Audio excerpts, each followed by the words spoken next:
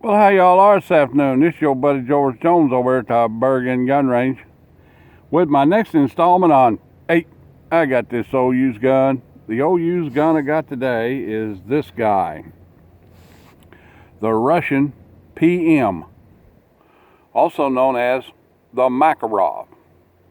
Now, this particular Makarov is a commercial manufactured Makarov, manufactured by, this is they call it the IJ70-18A, made in Russia by IMEZ. Yeah. And it is, over here, it is Big Bear Arms, Dallas, Texas, caliber 9mm Makarov. So this is a commercial Makarov manufactured in Russia. Now this one has an adjustable rear sight on it and the same style front sight that you would normally see on a military Makarov. I don't know how this guy's going to work out. I don't know how it's going to shoot, but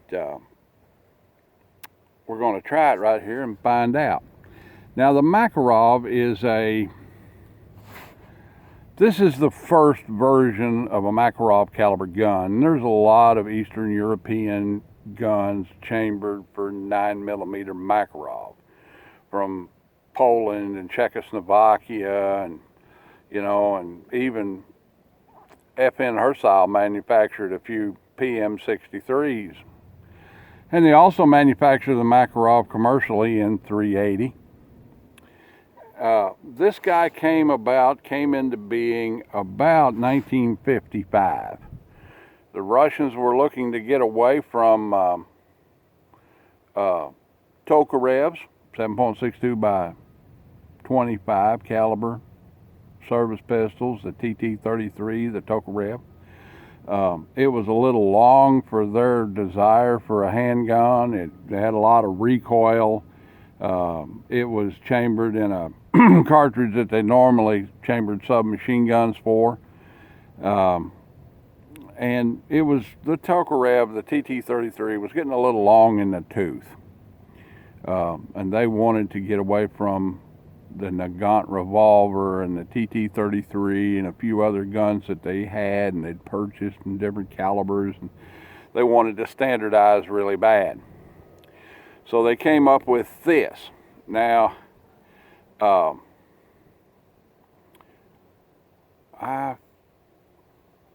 Mikhail Makarov designed this gun, based the action of it on the Walther PPK, and just enlarged it a little bit, made it a little bit more serviceable as a mainline, combat handgun.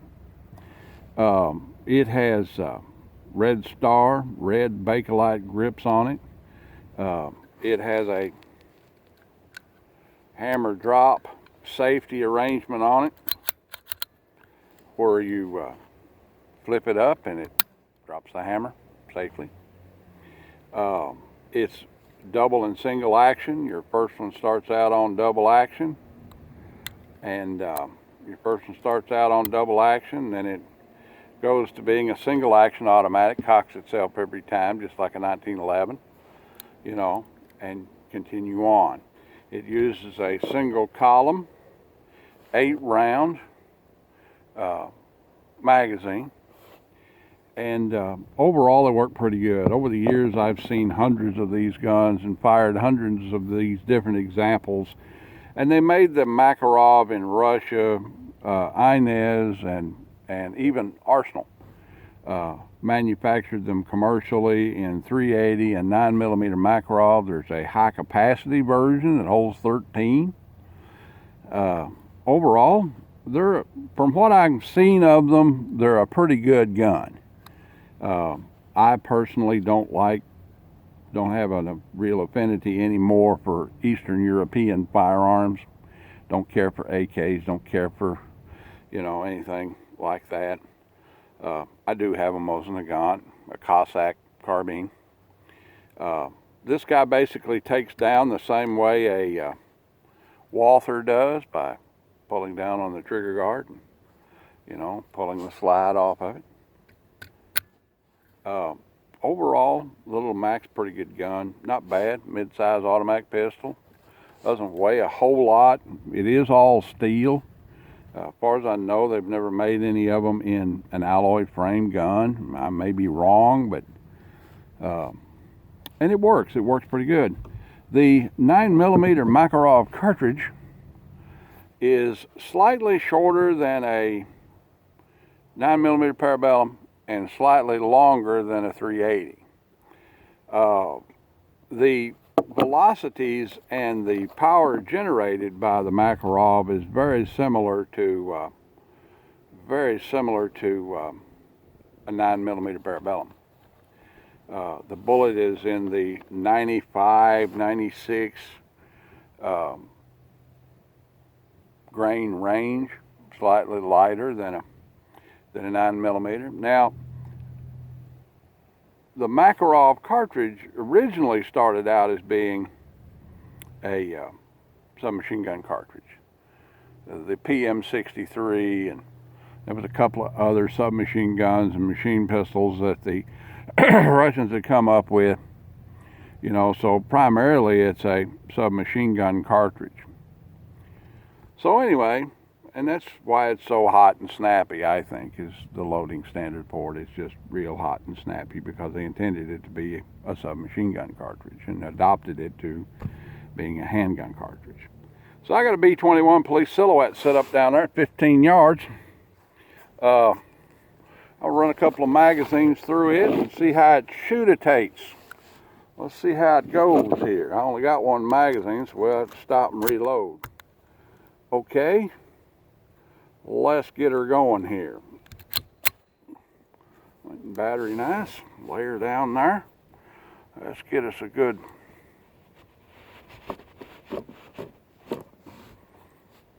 there we go. That's better. All right, here we go.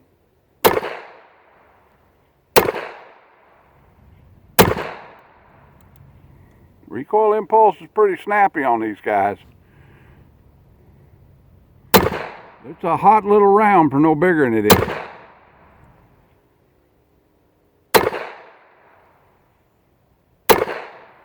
Front sight's little fly shooter sight's hard to pick up. Got me squinting. All right. Heel catch. That's another thing they didn't like about the Tokarev. It has a magazine release on it similar to that of a 1911. And you know, they would lose their magazines. You see pictures and examples of original Tokarevs that have a lanyard ring on the bottom of the magazine on a Tokarev. And they would simply tie a string to the lanyard ring of the gun and then tie the other end of it to the magazine so they wouldn't lose their magazine. You know, a left-handed guy would push that magazine release by accident and, you know, lose it. Tried to load this magazine with the magazine loader and it won't work. It's one of the few things I've found so far that a Lula loader doesn't work on. All right, let's see if we can get 8 more into it here. Dink. Dink.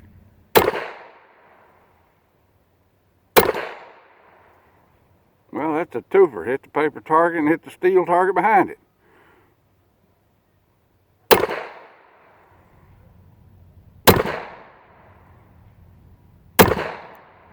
This is a punishing little guy to shoot. Of course, you know, I'm getting the old Arthur in the hand and it's starting to get to be a problem. All right, that's 8 and 8, 16. Let's go down here and see if there's 16 bullet holes in that target. Most of these guys shoot pretty good. Let's go down here and see what we got. See what our practical accuracy is, or our tactical accuracy, or our yeah. Ooh, okay. It looks like we've got 1, 2, 3, 4, 5, 6, 7, 8, 9, 10, 11, 12, 13, 14, 15, 16, 8 and 8, 16. Looks like they're all in there. 1, 2, 3 9s, an 8, and 1, 2, 3, 4, 5, 6, 7, and a big raggedy bullet hole on the 10, and a big raggedy bullet hole on the X. That gun shoots pretty good for what it is. You know, the published stated maximum effective range of a 1911 A1 is 15 yards. So I typically test service handguns, main battle handguns, and so forth at 15 yards because we expect it to at least be that good, you know. So overall, this particular example of the Makarov is seems to be very serviceable. Back in '86, when the floodgates opened for the importation of foreign military firearms into the United States, these guys could be had pretty cheaply. And of course, you're talking about 35 years ago. 86, 96, 2006, 2016. It's now 2019, so you know we're talking about 34 years ago. These guys could be had, you know, fairly cheaply. The original military versions of these guys were pretty cheap. I mean, you could buy them for $59 and $69 from Center Fire. You know, you could get them out of Shotgun News and have guys order them for you, and they were always under $100 for many years. I did some research on this gun, Gunbroker, Guns America, and so forth, looking on gun boards and different things, trying to figure out what the actual value of one of these guys was, because I haven't handled one in 20 years. And this particular model, the Inez with the adjustable rear sight, is gun brokering for $450. Now, that's $450 buy it now price, asking price, starting price, and so forth. Whether or not you can actually expect to get or pay $450 for one today is anybody's guess. They're asking $450 for them and $525 for them, but I don't know that they're getting them, because I'm not going to hang around and watch that auction for 15 days and find out, you know. This one is in immaculate condition. It is very clean, very nice. It only has one magazine with it. Of course, the original box that came with these guys from the importer wasn't much pumpkin, nothing to look forward to, you know, nothing to hang on to. One magazine comes with the gun. That's it. That's all I got with it. This gun comes from Apache Armaments. And you can pick this guy up at Apache Armaments. You know, go to the website .com, ApacheArmaments.com, and get the contact information. Call them up, send them an email. This gun is available. It's a very nice gun. I don't know what it's going to sell for, but you know, I'm saying that you should be able to pick up a gun like this in the $300 range pretty easily. You know. You would expect to pay about $300 for it, just based on the fact that A, it works really well, B, it is in almost perfect condition, and it's a good serviceable handgun. Well, that's about the size of it. Like, take, share, buy, commentate, and subscribe. Leave me an old $1 in the Patreon bucket on the way out the door if you want to, and if you don't want to, that's fine. And I'll be out here making an old video for you. All right, then, we'll see y'all.